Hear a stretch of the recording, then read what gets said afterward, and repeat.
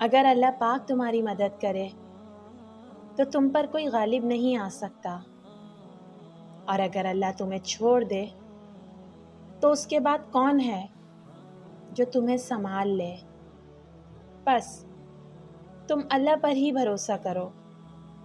अगर तुम ईमान वाले हो, अगर तुम अल्लाह पर इस तरह तवक्कल करो जैसा करने का हक है, तो वो तुम्हें रिस्क देगा जैसे परिंदों को रिस्क देता है।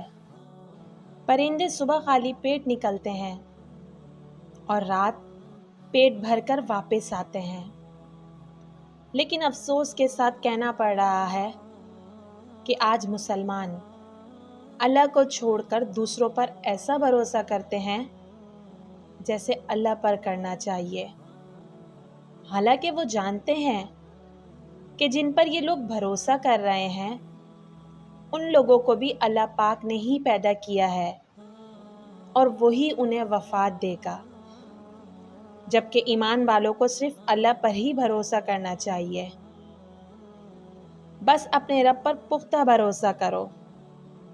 वही है जो तुम्हें अंधेरों से निकालकर रोशनी में लेकर आएगा।